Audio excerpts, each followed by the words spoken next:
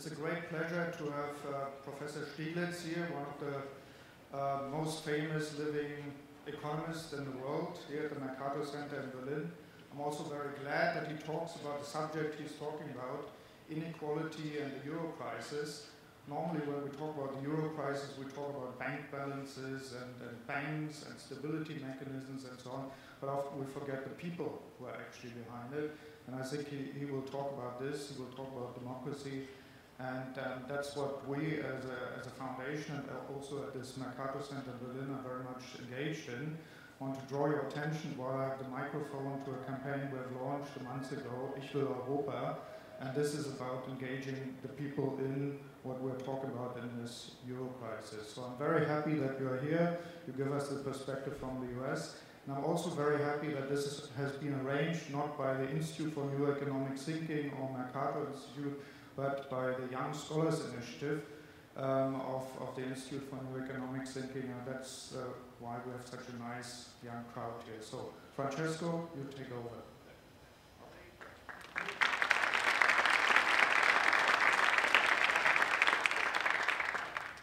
Well, a really warm welcome to all of you, and especially also to those who are watching from the live stream. So, what is the Young Scholars Initiative? Many of you know who were in Berlin what this initiative is about. We had an amazing conference in Berlin where, out of nothing, we turned an idea into something. It's not only something, but it's a Young Scholars Initiative now.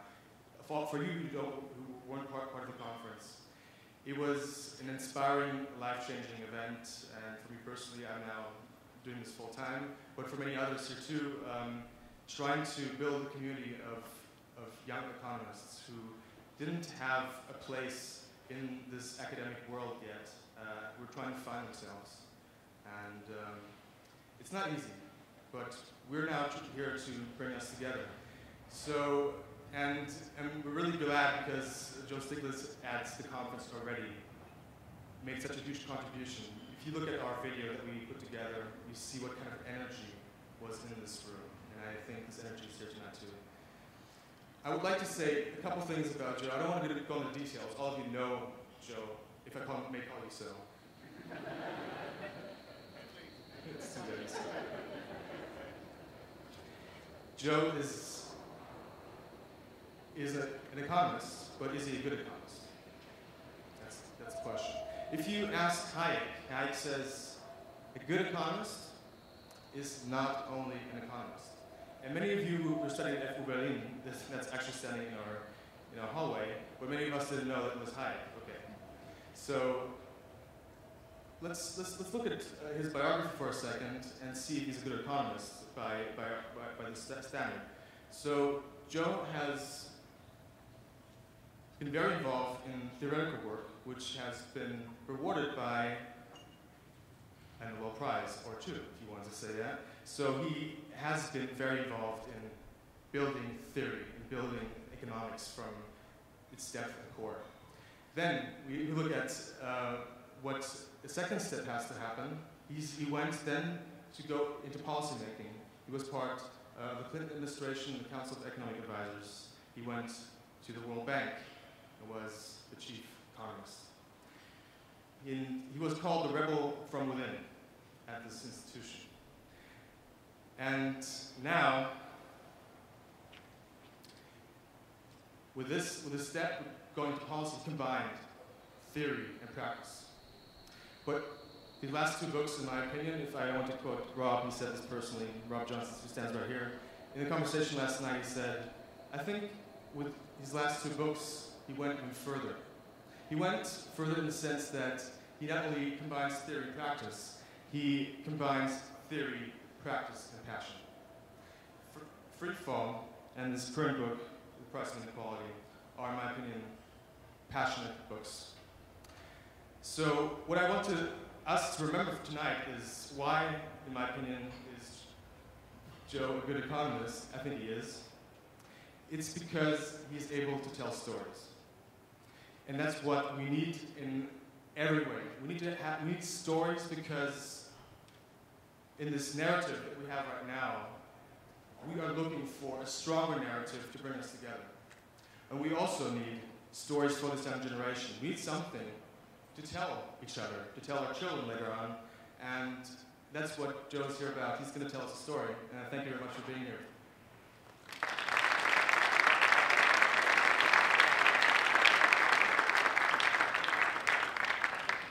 Thanks a lot.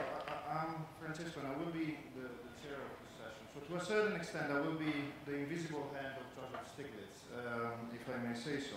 But, I mean, if you look at the title, we frame it on two basic concepts. And the two basic concepts are inequality, and this is Joseph Stiglitz's last book, and the Euro crisis, which is a crisis affecting all of us, mostly the young generation, because it does have a redistributional component. Let me draw your attention to the INET Council on the Eurozone crisis.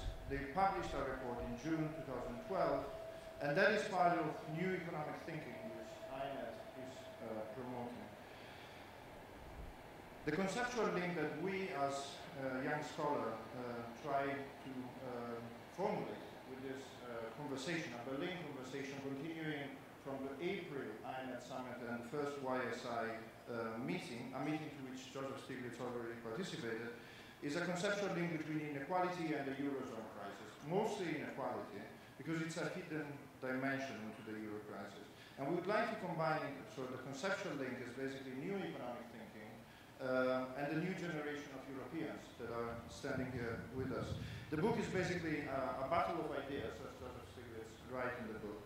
And it combines a series of, there are multiplicity of crises. Joe had a series of conversations with the Occupy movement, with Los Indignados. There is a European crisis, and democracy is in question. But there is also a crisis in terms of thinking, orthodoxy and new economic thinking. He wanted to title the book, It's Politics, it's the politics, stupid. He didn't do so, I mean, but the book is very much a testimony on the failure of economic and economic theory and the failure of the political system. And she's illuminating us on how to reconcile all these things that are happening at the same time. The 1%, the financial crisis, and the economic crisis, and the crisis within the profession, and the Euro crisis. So without further ado, Joseph Stiglitz.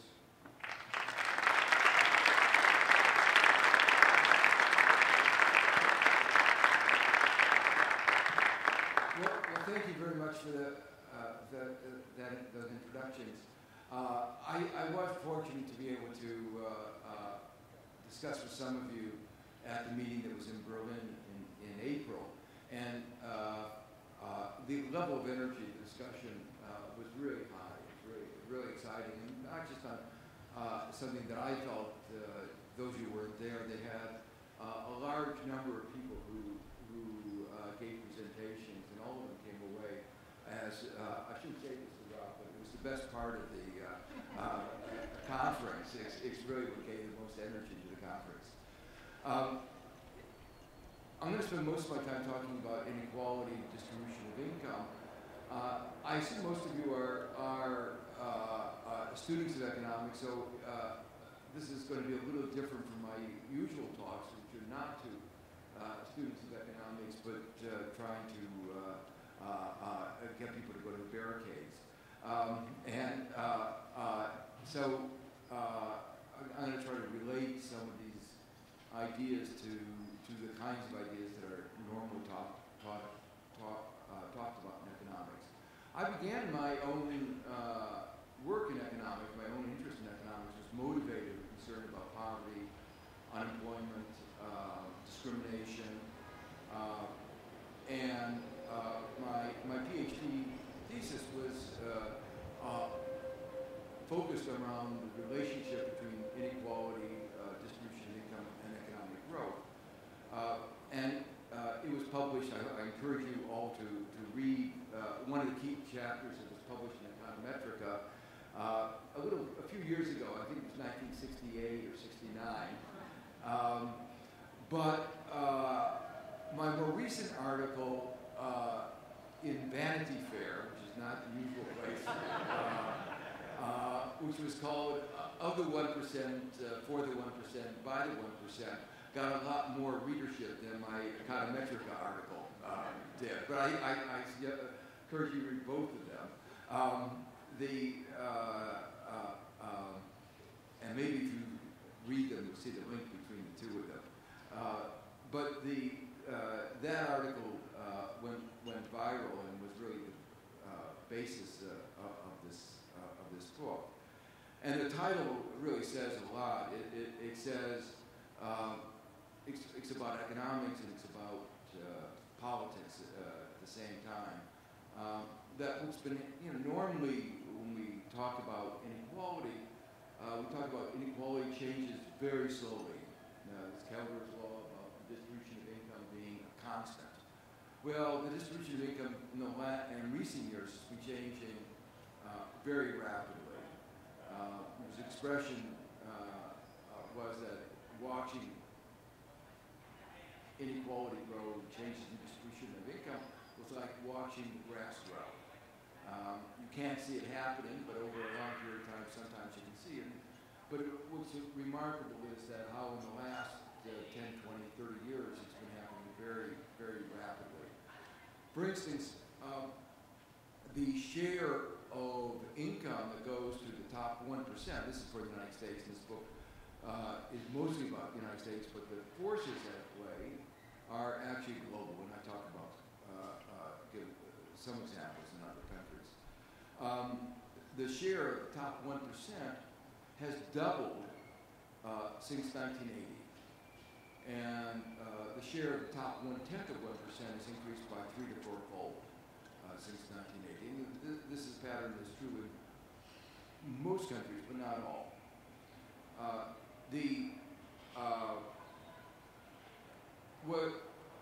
What's remarkable in some ways about the United States is that it has become the country with the highest level of inequality, but also with the least equality of opportunity.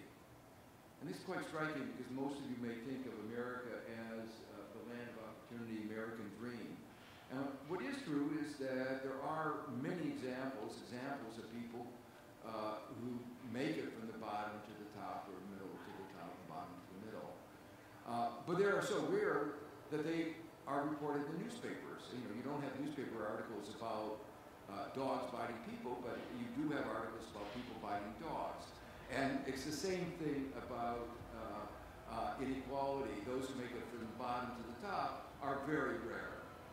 What matters, as you know, as economic students, is what are the probabilities, what are the correlations, and the life chances of an American born to a poor, a young American are more dependent on the income and education of his parents than in any other country among the advanced countries for which we have data.